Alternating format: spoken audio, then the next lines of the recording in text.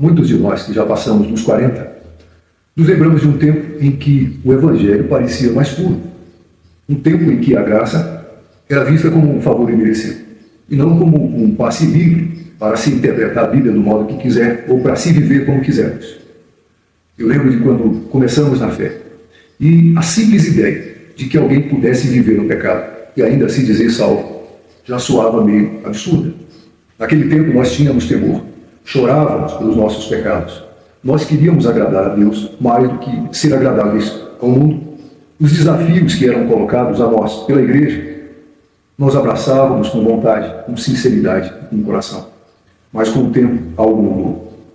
Um novo tipo de evangelho foi surgindo. Um evangelho que promete paz, promete conforto, prosperidade, mas evita cruz, arrependimento e renúncia. E o mais assustador é que muitos que pregam essa tal graça libertadora nem percebem para onde estão levando as pessoas. Talvez nem saibam, mas no fundo buscam uma teologia que justifique o seu conforto, o seu bem-estar. E às vezes é para justificar a sua posição e a sua riqueza. E para isso nos lança, a todos nós, nesse mesmo buraco espiritual. Para muitos, graça virou sinônimo de pode tudo. Outros acreditam que, uma vez salvos, não há mais necessidade de arrependimento, de confissão, nem de obediência. Mas a pergunta aqui é, será que é isso mesmo que o Evangelho ensina? Hoje eu quero falar com você sobre a graça que salva e também transforma. Também quero falar sobre o perigo do antinomianismo e sobre a necessidade da confissão e do arrependimento contínuos. E nós vamos juntos aqui nesse vídeo entender o que a Bíblia realmente diz. Há quem diga e que pregue, olha, não precisamos mais confessar nossos pecados, porque Cristo já perdoou todos, até aqueles que nós nem lembramos.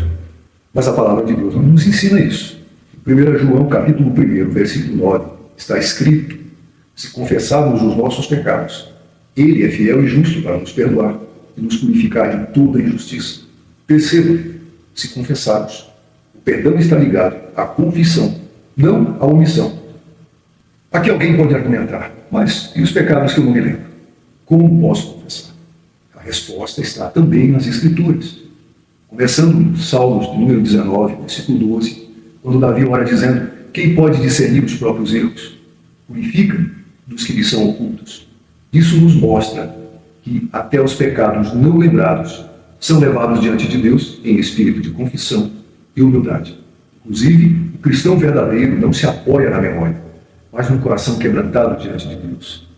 E Jesus ensinou a mesma coisa quando nos deu o Pai Nosso. Mateus 6,12, ele diz, perdoa-nos as nossas dívidas, assim como nós perdoamos aos nossos devedores. Percebe? É uma oração diária, contínua, de confissão e arrependimento. É claro, sem necessidade de medo ou de terror, com a certeza do perdão de Deus. Esse perdão está disponível, pegue para você, confessando e perdoando. Quem anda com Cristo, confessa pecados lembrados e até os que não lembram, porque sabe que a graça não anula a confissão. A graça torna a confissão possível. Mas o que é isso que estão pregando hoje? É algo que se assemelha muito com o velho erro, que tem o nome antinomianismo. Anti quer dizer contra, nomos quer dizer lei. Ou seja, é a doutrina que ensina que, porque estamos debaixo da graça, já não precisamos mais obedecer à lei de Deus, de modo sutil e bem discreto. É isso que estão dizendo. Alguns dizem que não rejeitam a lei, mas quando afirmam que não há mais necessidade de arrependimento, de confissão, de santidade, ou mesmo que digam que não há necessidade de um só desses pontos, estão negando a vontade moral de Deus. A vontade moral de Deus está revelada em sua lei eterna, resumida por Jesus Cristo em Mateus, no capítulo 22, versículos 37 ao 39. Jesus diz, amarás o Senhor teu Deus de todo o teu coração e ao teu próximo como a ti mesmo. Essa é a lei moral, é a essência do reino. O que nós não precisamos mais seguir são as leis cerimoniais e as leis civis, como o sacrifício de animais e aqueles ritos de purificação. Mas a lei moral, expressa nos 10 mandamentos, continua sendo o padrão da santidade de Deus. Jesus também disse em Mateus capítulo 5, versículos 17 e 18, não penseis que vim revogar a lei ou os profetas. Não vim revogar, mas cumprir. Porque em verdade vos digo, enquanto não passar o céu e a terra, de modo nenhum passará da lei um só ou um só tipo, sem que tudo se cumpra. E essa heresia, ela foi semeada entre os crentes. e levou a uma espécie de vale tudo na graça, e acabou destruindo comunidades inteiras ao longo da história. E eu vou te dar um exemplo. É o exemplo de Apocalipse, capítulo 2, versículo 6 e versículo 15, que fala dos nicolaítas. Pregavam que, por estarem na graça, o corpo podia pecar sem afetar o espírito. Essa falsa liberdade levou à imoralidade e à idolatria. E Jesus disse: aborreço as obras dos nicolaítas. O resultado: eles foram destruídos espiritualmente. Outro exemplo foi o dos antinomianos puritanos do século XVIII. Durante a Reforma Inglesa, grupos antinomianos diziam que não precisavam mais obedecer à lei moral. Isso dividiu igrejas e enfraqueceu comunidades inteiras. O teólogo Richard Baxter, cujos livros eu recomendo para quem tem dúvida nessa área, os confrontou, ensinando que a graça não é desculpa para o pecado. A graça é poder para viver em santidade. Nós temos um exemplo mais recente, da igreja alemã do século XX, na época do nazismo, em que parte da igreja luterana se calou diante do mal, apoiando Hitler com uma falsa ideia de graça. Naquela época, o pastor Dietrich Bonhoeffer denunciou isso chamando de graça barata, uma graça sem arrependimento, sem cruz, sem obediência. O resultado dessa heresia no meio dos alemães foi a destruição espiritual da igreja alemã daquele tempo. Esses 3 exemplos mostram que o antinomianismo corrompe o evangelho e transforma a graça em desculpa para o pecado. É tudo muito sutil. Começa com um pequeno detalhe e vai avançando até se tornar essa arapuca espiritual dos exemplos que eu acabei de citar. Hoje nós vemos pregadores que falam de graça, mas não falam mais de renúncia. E quando alguém os confronta, eles chamam os outros de legalistas, se fazem de vítimas e até dizem estar sofrendo perseguição ou uma espécie de bullying espiritual. Mas tudo isso pode ser estratégia para justificar a própria rebeldia. Enquanto isso, corremos o risco de ver o trono de Mamon, o Deus do dinheiro, se levantando em muitos cultos. E o evangelho é trocado por mensagens diluídas que servem, na maior parte das vezes, para justificar a conveniência da liderança. E não tem mais nada a ver com o reino de Deus. São discursos cristãos que evitam o confronto com o pecado, evitam falar da santidade e da cruz, substituindo-os por mensagens de autoajuda, de conforto emocional e sucesso terreno. Eles usam termos bíblicos, mas com outro sentido, suavizando tudo que exige arrependimento, que exige obediência e que demanda transformação. Em termos bíblicos, esses são os ventos de doutrina de que Paulo fala em Efésios 4, versículo 14, mensagens que soam espirituais, mas não levam o homem à maturidade e nem à santificação. Isso acontece de forma sutil, quase imperceptível. Eu tenho certeza que muitas pessoas resistem do coração, não compreendem no primeiro momento, mas se não reagirem, chegarão a um dos pontos profundos disso, e os pontos profundos disso se manifestam em pelo menos 5 itens. O primeiro é o chamado evangelho da autoestima. É aquele em que o pregador chega e diz: você é perfeito do jeito que é, Deus te ama e quer que você apenas se aceite. O erro aqui é confundir amor com aprovação. E a verdade bíblica, para se contrapor a essa heresia, é que Deus ama o pecador, mas o chama ao arrependimento. João 8, 11. Vai e não peques mais. O outro item, a outra raiz dessa heresia, é aquela do evangelho do sucesso pessoal.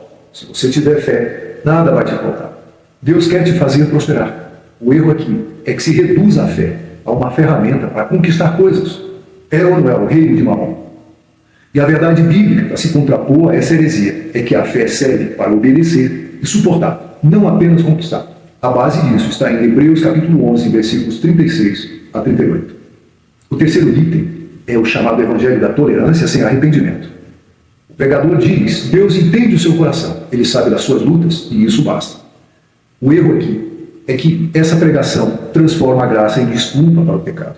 E a verdade bíblica que se aplica aqui é o que Jesus disse em João 14,15: quem me ama, guarda os meus mandamentos. E tem mais, tem o chamado evangelho do conforto, onde se prega: você não precisa se esforçar, Jesus já fez tudo por você. O erro é que se confunde salvação pela graça com passividade espiritual. E a verdade bíblica, para se contrapor a isso, é que a graça nos ensina a renunciar à impiedade. Veja Tito capítulo 2, versículos 11 e 12.